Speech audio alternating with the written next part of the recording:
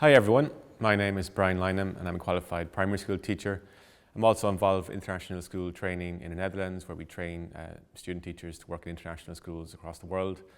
My interests lie in creating context for students to collaborate, to problem solve together, all the while collaborating in a very helpful fashion. I also have a lot of interest in meditation, in mindfulness, and of course inclusive education, which is why we're here today.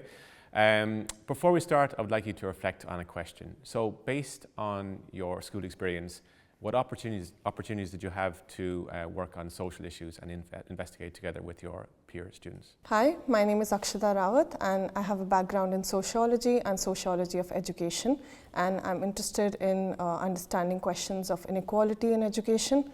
And my interest in education comes from my own schooling experiences in India, where they followed a more lecture-based and authoritative model. And when I started rethinking it later in my university years, I started to learn that education and schools can also be emancipatory while at the same time oppressive. And it brings me to my interest on the ways we can change schools, and we can make schools different and make them more inclusive. And for today, I would like you to think about the question that what are the challenges and benefits do you think are there when you try to bring in more diverse perspectives into your learning and teaching methods? Yeah, it's really interesting when you mention about we can make a difference, we can change it. And for me, I changed my given name to the agentic name I really like called Hermione. So I choose to call myself Hermione. It is related to the character I really like. She pointed out that house elves shouldn't just provide free services to witches and the wizards, but before that, no one pointed it out. And she pointed out that house elves, they are magical animals. It's based in Harry Potter stories. They are magical animals. They provide free services, and no one think about their welfare at all. And she started society to promote their welfare. And that, when I read that, I like, okay, so actually we can change something. We don't have to accept because it has been there for ages, because it's tradition, so we just accept it. So I changed my given name and also start to reflect my experience. I experienced very traditional teacher education, and I still remember sometimes my struggles. That's why partly why I stepped into study teacher education, and I can see that it doesn't have to be this traditional way for you. We can make it teacher education more inclusive for you and for the future generations. Apart from my research dedication in teacher education, teacher agency, and the interplay with agency and structure, curriculum making, and curriculum making as social practices, I also really like maps. I like drawing maps, lesson to stories. That's why I started an initiative called Mapping Inspirational Women, in which I collect the stories, but also put these stories based on the meaningful locations. And the question I want you to think about when we're going through with learning and teaching methods is that, in your case, what difference would be made if learning and teaching methods are designed to foster cross-cultural understanding and make educational scenarios more inclusive? Nice, thanks Hermione. Okay, so here together today, so maybe we can talk about how we think learning and teaching can relate to inclusive education, and in doing so, what we mean by learning and teaching. I would like you to think about a scenario and the society we live in, that there are so many issues based on race and gender and class and religion, and these are the things that affect all of us. And because we are not, we don't exist unattached from the world, and neither do our schools or classrooms. They don't exist in a vacuum. So after a point, we start thinking that why are these things happening, and who has been benefiting from it, or what are the factors behind it. So this is where critical pedagogy begins, that you start to think and reflect on your own lives, and you also at the same time believe in the possibility that you can transform it. So this brings me to Paulo Freire, who talks about critical pedagogy, and he was one of the important figures who laid down its foundations and contributed to developing it. And he talks about it, he refers to it as praxis, as reflection and action. So we can think about it as a action-based critical approach to education. So that's what critical pedagogy is about. And it doesn't just talk about theory, it's not just about thinking about these abstract ideas, and it starts from something concrete. So students start from their own lives, from their own lived experiences, and it helps them to move from something which is commonsensical to something which is more analytical and more critical and more theoretical.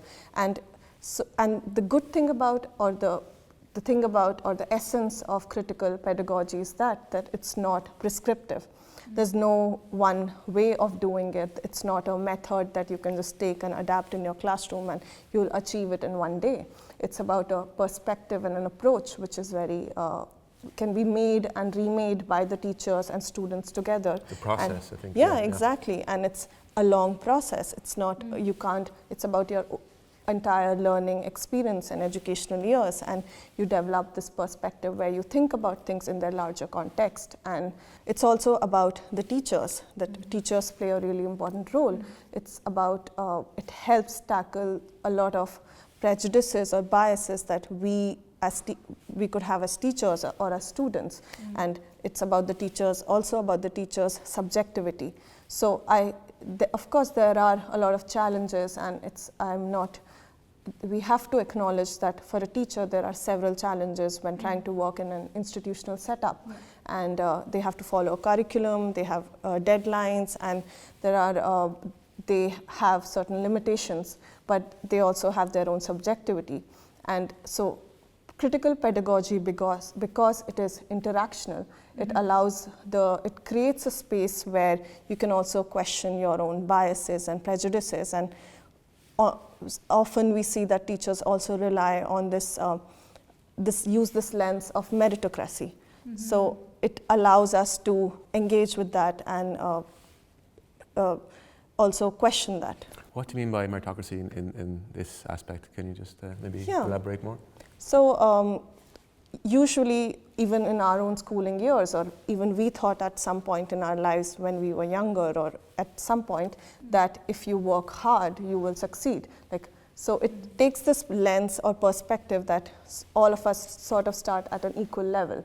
And when we enter the schools, all of us just start at the same level. And if we study hard, and those who are not studying hard, it's their problem, and they're not able to succeed or take advantage of the opportunities. So critical pedagogy, because it's an interactional space, it creates the possibility where we can question these prejudices, because there are several levels of disadvantage and privilege. We have our own identities. We could be disadvantaged in any way, whether based on our abilities or we could belong to a minority group. So there are these disadvantages and advantages that all of us have, which affect and also enter the classroom. I remember when we were talking about critical pedagogy, you used a term called learn and unlearn, and also about when you talk about how disadvantage become advantage in certain area. Like for me here, if I speak Chinese, no one would understand. But if I go back to China, I speak Chinese became an advantage because people can understand what I'm talking about. It's also really based on different contexts. And I think that's why, like in our learning and teaching method chapter, we invite readers to co-create a wheel of privilege and power for you to check where you come from. Because meritocracy creates a fallacy that we're all equal, born equal, but we actually have different background, different things, especially when you're in different contexts. That's something you need to think about before you take the moves. And I really like to talk about with the reflection and action. Yeah, we have a different starting point, and our students have different starting points. Yes. Yeah, exactly. I thought inquiry-based learning. I mean, I was interested to read everything and listen to everything you said about critical pedagogy, because I can definitely see a lot of links between inquiry-based learning and that.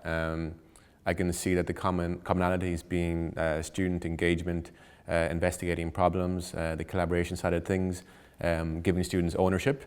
It could be good to maybe reverse a little bit and just think about where it came from. So inquiry-based learning would have been based on the foundations of the work of John Dewey and Piaget as well, in terms of experiential learning, investigating, problem solving, active engagement with the local environment.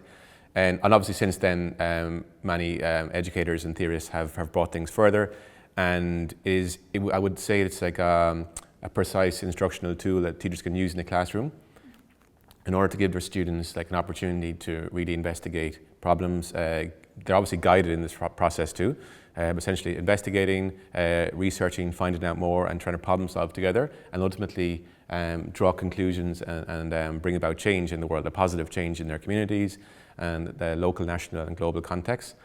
How to do this in classroom is obviously can be complex at times. I have looked into the work of Trevor McKenzie, of Kath Murdoch too. There's an inquiry cycle that's very useful in the classroom too, like a structured process the students can go through. You want to ask a question? So I was just curious because you both talk about critical and inquiry-based learning. I'm so curious how it's like in the classroom, but I'll let you to finish and then ask some examples. Yeah, I would say it's similar, because in this inquiry cycle, for students tune in, they find out more and they go further. But there's definitely a big part when they're obviously reflecting a lot in this whole process too, and they're asking the questions. Even the very first stage of the inquiry cycle, I've done this thing like Wonderwall. The students are, especially in primary, like they're really just getting to grips with these topics for the first time, and they're thinking of questions, and they're given the opportunity to really investigate themselves, guided by the teacher with questions that will be appropriate to their level. But then they really take ownership of their learning, and the learning becomes very meaningful for them. They take a lot of ownership. There's also different levels of inquiry. So Trevor McKenzie talks about a control inquiry, structured inquiry, eventually to open inquiry, like a continuum. Here's a nice image. If you imagine a swimming pool, there's a shallow end and a deep end. Maybe initially the teachers are with their students in a shallow end. They're really guiding them, maybe even modeling a lot. But eventually want our students to get to this other deep end when they're able to use this process for themselves to really investigate and like even create their own assessments and learning, understanding learning outcomes and intentions. So it doesn't just happen straight away. I think there's a false misconception that inquiry-based learning is just letting your students play and inquire, but really as teachers we have to kind of guide them in that process too. Does that kind of answer your question? But I would like to know, because I know you used to teach, right? I want to know some classroom example, like something you still remember. But I also want to know what Akshita, like how you make critical pedagogy happen in the classroom. Although it's not a one-day thing, but is there something small that teachers can start to make a change? Okay. Yeah, okay. Do you want to go first? Yeah, what you said about this misconception about inquiry-based learning, I think that's something that even comes up in critical pedagogy, that we think that teachers don't have any role and teachers can just take a back seat and they're absent, but education is directive and teachers do hold expert knowledge. So we do want to acknowledge that as well. And it's about the teachers, they are also learning and relearning and unlearning in this process along with the students. So I'll give you an example, and before that I would like to emphasize something that critical pedagogy places a lot of emphasis on dialogue. So when I say dialogue, I don't mean that it's a technique or a method which will give one kind of outcome. It's more about a process that enables you to think about your own lived experiences and your own concrete, start from what you see in your life and begin from something really concrete. And this makes me think of an example that I read in one of the interviews of Paulo Freire, where he talks about a teacher. So the teacher tells their students that they're trying to teach them physics, and they tell them that I want you to go back to your neighborhood and your home and talk to people in your neighborhood, or people who are also, they live in a fishing community. So they ask them to talk to people who are fishers and ask them questions about what do you think when you look up in the sky? What do you think about why do we experience day and light, about the stars, and these several questions, and write down the answers. And the next day the students come to the classroom and they have this different answers, and because every person has their own way of understanding, or a community has or depending on your surrounding or your own socialization processes, that you have your own way of understanding. So this also makes them think of and analyze their own ways of understanding and ways of knowing. So now the role of the teacher is to make them think more scientifically and bring it and connect it to the scientific knowledge. So this is where I would want to also emphasize that teachers do play an important role, and especially when, and one thing that this example also highlights, that students in this process of critical pedagogy, they move from being objects to becoming subjects in the learning process. This is what Paulo Freire also talks about, that and in this process they receive an active voice, they are able to have an active voice, and through this process of dialogue. And this is especially important for students who come from disadvantaged communities, or they're marginalized, or they are like, there's a lot of like when we talk about the subaltern also, I think people who are listening can read more about it in the chapter. But in basic terms, people who are marginalized, or we look at them as more objects of study, and so it makes the process a sort of learning from the ground up, and also making sure that it also helps one question their own biases and their own positionality as well. No, the role of the teacher, I think it's really important for student teachers to think about, like, what can the teacher do in this whole process. So the idea of scaffolding is really important. We can't forget it, that the teacher is giving this temporary guidance for our students to allow them to get to the next level, to ask the right questions, to give prompts, to break a task down into smaller steps, so they're able to get to these levels that you're talking about, to be critical thinkers, because they require a lot of skills first. They need, like, communication skills, how to research, how to analyze all these things, but the teacher has a really critical role in doing that too. And as well, before, I think you asked, maybe, I'm not sure, Hermione, I'm not sure who asked the question, but like examples of inquiry-based learning in the classroom. The best example I can think of actually is something called Genius Hour. I'm not sure if you've heard it before. I think it came from Google perhaps, and Gmail came from this, but essentially it was a 20% rule in Google, when the employees could investigate their own personal interest for a time per week, and then within that, then Gmail came from that. So they were given the resources and the platform to do it. And when I worked in international schools, we did a Genius Hour, and the students, typically on a Friday, would have the opportunity to spend about 2 hours, like, really digging into things that they felt passionate about, their own curiosity, and then we're given resources and guided by the teachers in doing that too. And it brought some remarkable results, like a lot of engagement, a lot of collaboration, and developing solutions for things that we wouldn't have thought of before. So I just found it very very useful. Yeah. Does that make you think of anything? Yeah, I find this really interesting, because from what you've been talking about with critical pedagogy and inquiry-based learning, really can see that teachers are not the only authority in the classroom, and classroom is not isolated from the society. You opens up the world in the classroom and bringing different voices, students bringing their own voices, but they can also talk to people, like to their neighborhood, about it. And it is very less hierarchical than what kind of like tradition is, because tradition, with some tradition would see teachers as delivering the knowledge, and the knowledge is already there, you just deliver it to this. It's a very linear and top-down process. What we've been talking about, clearly not like that.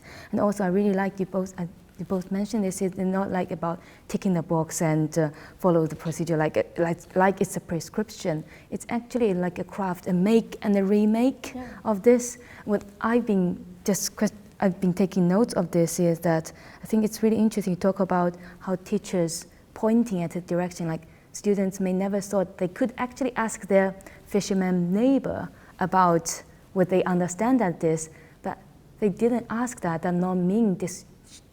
The teachers, they didn't ask for it, but teachers still can point this out. Like, have you ever think about like knowledge of others instead of like just look at the textbooks? So I think that's really the gift of teaching, is that you get to talk to these kids and like, have you ever thought about this? And like, oh, you're thinking about this, so what are you going to do? Is there anything I can help? So like with inquiry-based learning, when there are already curiosity, like with this genius moment come around, because I think we all have this kind of moment, I got this really good idea. And if that teacher tell you, no, read the textbook, turn it to a certain page, like, fine. But it is killing the curiosities in a slow way or in a really abrupt way. Yeah. So that's why I think it's really nice hearing about this.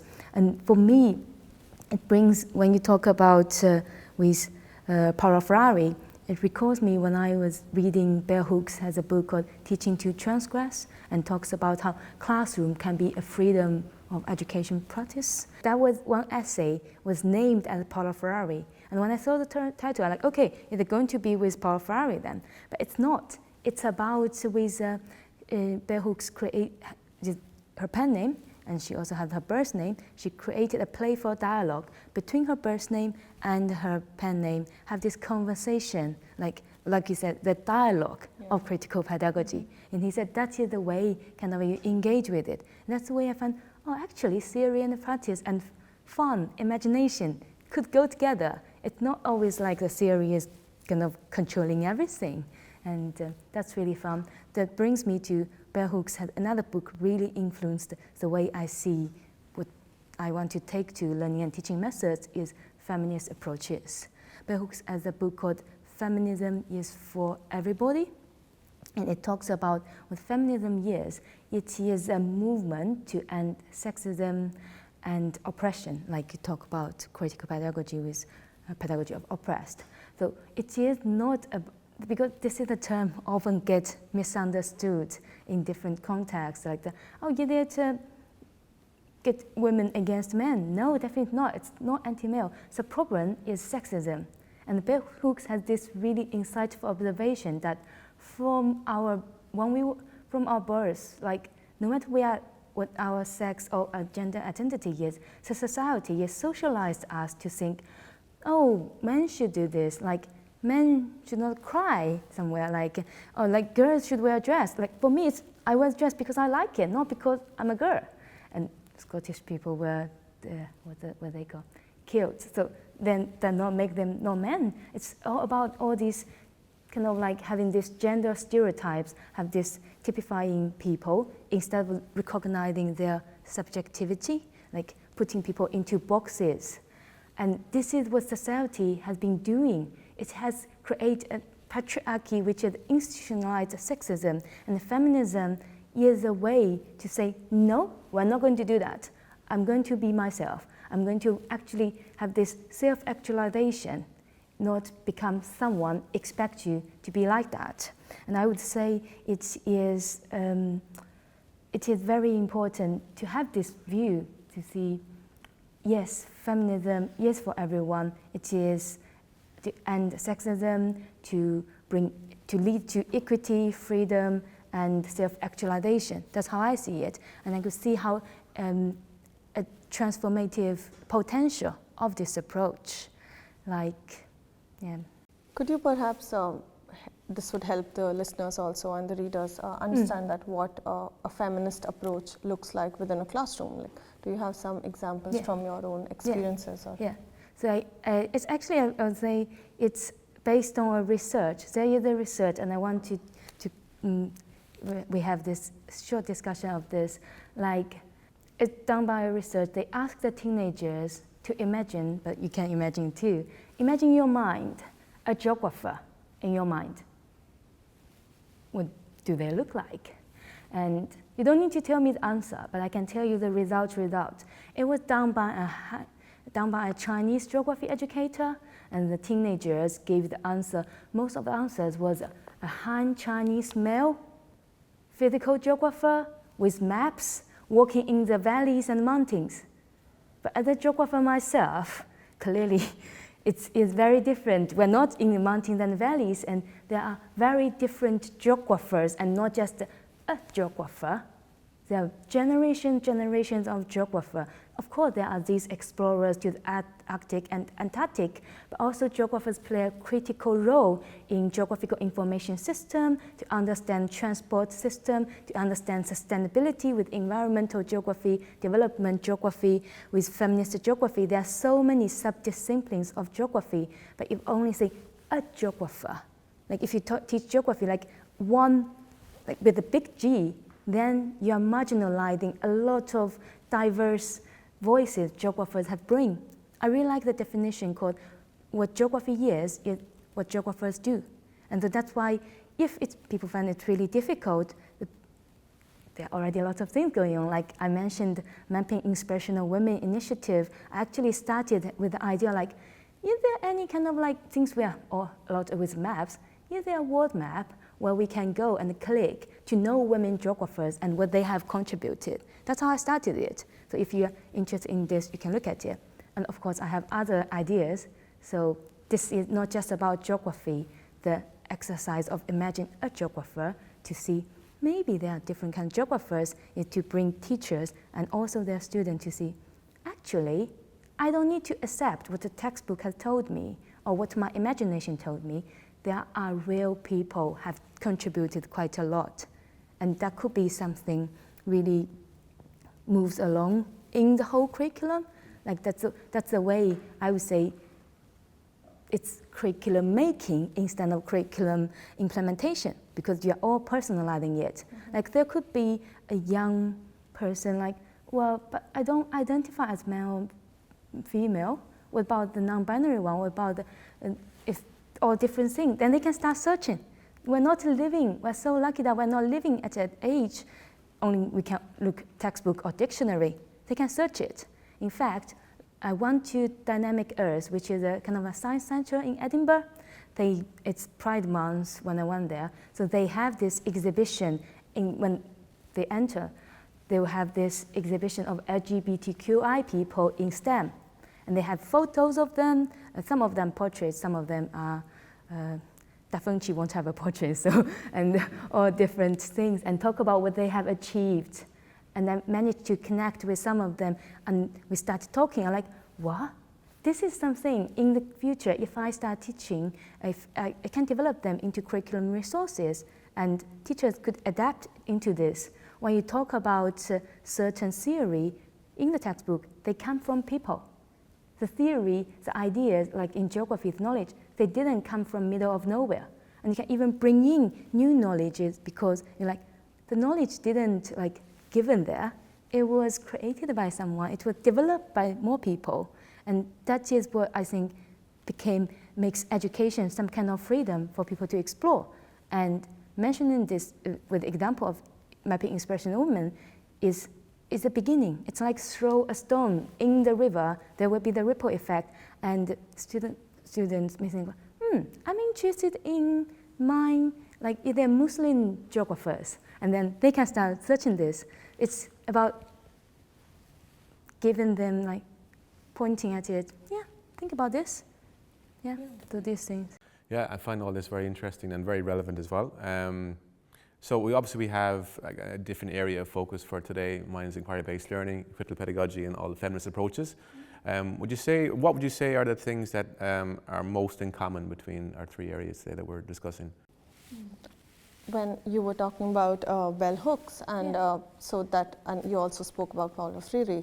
So I was thinking that critical pedagogy is a lot about this, and even inquiry-based learning is a lot about this. So how whatever, all the things that we are speaking about, all the approaches we are speaking about here, they overlap and connect with one another. Mm-hmm. Like you gave the example of geographers, and I'm thinking about it from the perspective of a student, that what it means for them when they see that there's not one way of doing geography, and there are so many ways, and what it means for what you end up doing maybe 5 years later.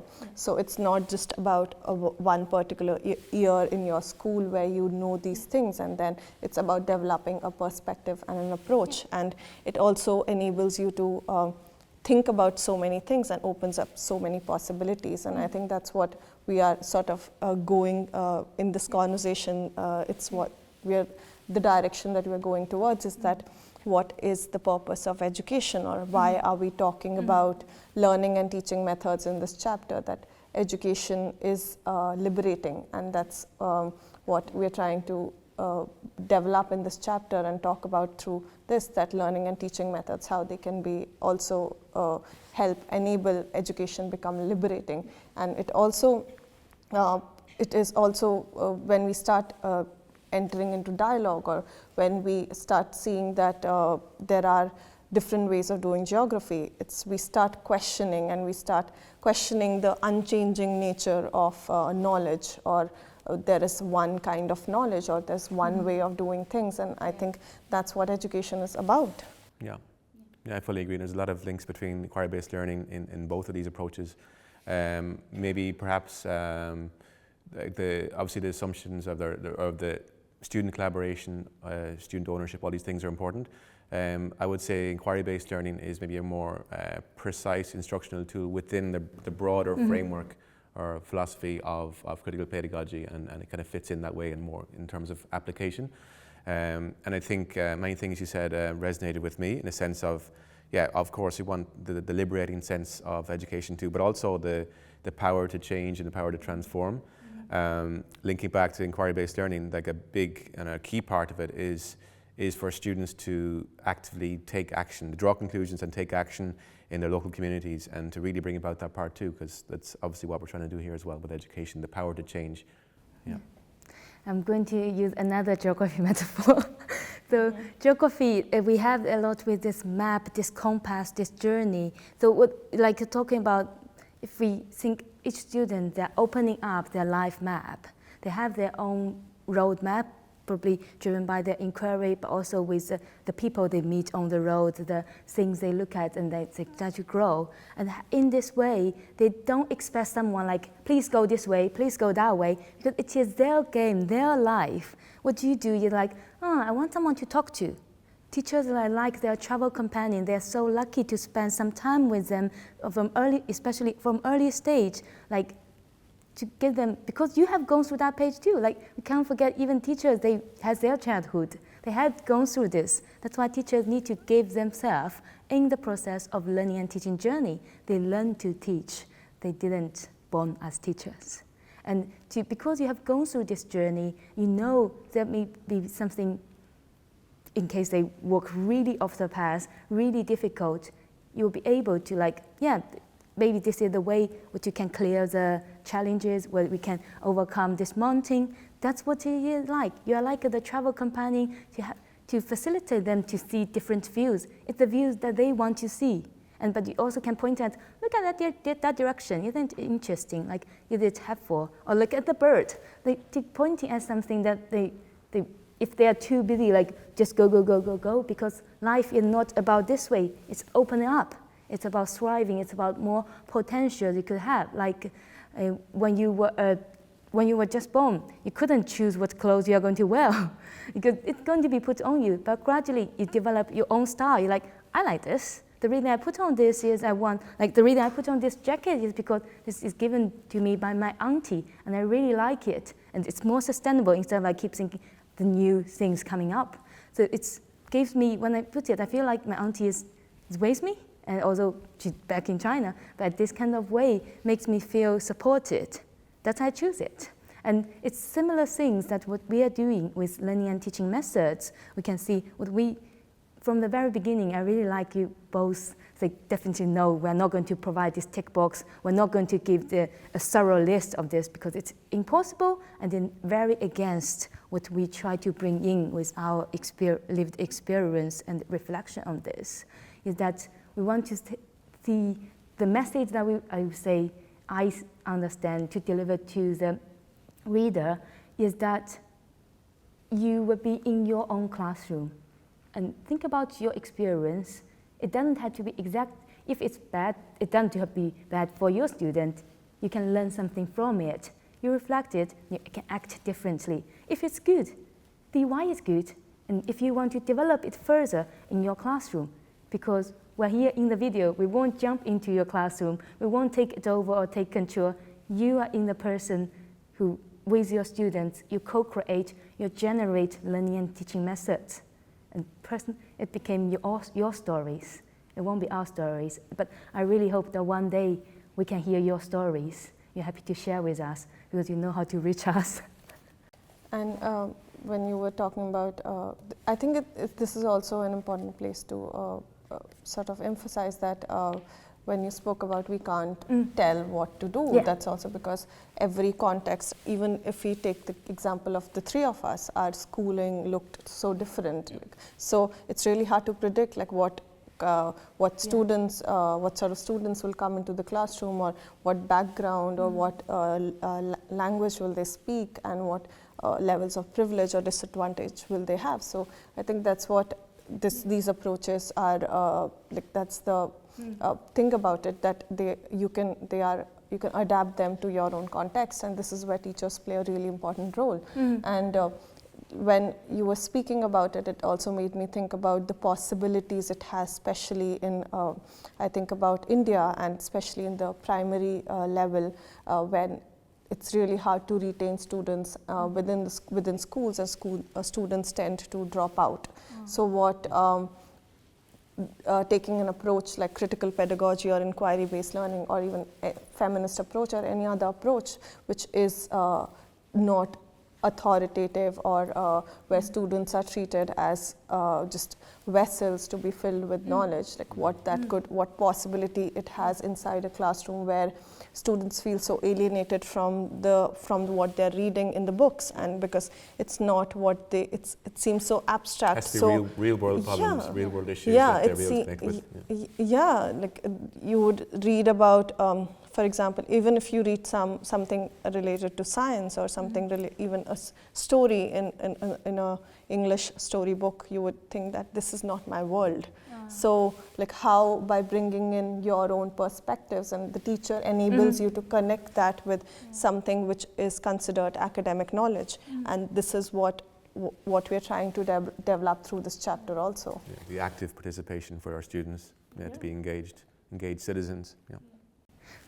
When you talk about the English stories and you learn it, it suddenly comes to me is one of the things I recently developed reading is that I like to read how English natives, they write about China. I recently found a really interesting book. They talk about Chinese cuisine, which my kind of hometown cuisine, like land of fish and rice, and how they see it. That's another way, kind of, I grew up with this, but there are some stories I didn't know, and I can see it being expressed in other words, which is, for me, it's a much, much better way than like, remember these words, remember the grammar, because you actually see people also passionate about the food where you grew up with. You didn't think much about behind it, but they actually did their research.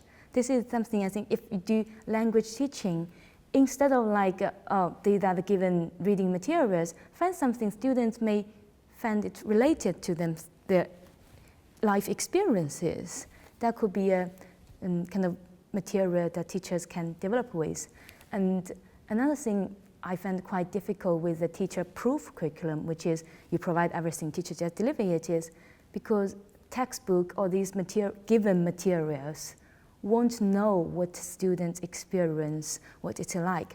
But teachers, because they have dialogue, they have conversation, they would know. And it's very easy for them to make that connections, or to see, oh, that's something could be adapted into this, instead of like, please teach based on page, blah, blah, blah. It's so, it's so hierarchical, and the people who think in this way will be so full of themselves, like, this is the only way. But it's not like that. We all experienced it. This also, because we've been talking about this also makes me think about like what the current scenario or the situation is within our own context in schools. That also brings up the question that teachers, even if teachers have this perspective, there could be challenges that they face in the classroom, because students are so used to one particular way of being taught, and when we talk about dialogue, or having a voice, it also doesn't mean the teacher comes in and says, okay, today everybody is going to talk. That's also really authoritative, and that's not what we are trying to imply here. Yeah, I think that connects to what Brian was talking about with inquiry-based learning. There also this kind of like progression of this. You start to do a little bit change, like, oh, maybe they won't be Genius Hour, but there will be Genius Minutes that you just do what you think is relevant to it. But gradually, like, that could be Genius 5 minutes to Genius 10 minutes. Like, oh, we actually dedicate each week have one class on this, and then gradually develop. So it's kind of like, I think the change had to come in a slow way, and it's also better for the teachers because, like we say, they're already in the school, like it's an institution, and they have something to meet. Most schools, I would say, still have this target to meet academic performance or this. So you can't just like click and the whole change, but you can do small things. If you get like, there are 5 more minutes, I don't know what to fill in, try inquiry-based learning. Try have some dialogues. Try to, even if students find too difficult to talk to you, ask them to create a character they think would be a good studying company or these kind of things, to create reality for yourselves instead of accepting what is given from very small things, I would say. And just to summarize, I feel the key is collaboration. It's discussion, it's students working in groups, it's investigating social issues, it's investigating these problems, it's problem solving, it's trying to find different perspectives, and then together with the students, they try to, find a solution to these things, and ultimately it should hopefully, improve the world we live in, which is what we want, a more inclusive society, more cohesive, more fairness and equity and justice, and that's why I believe in inclusive education.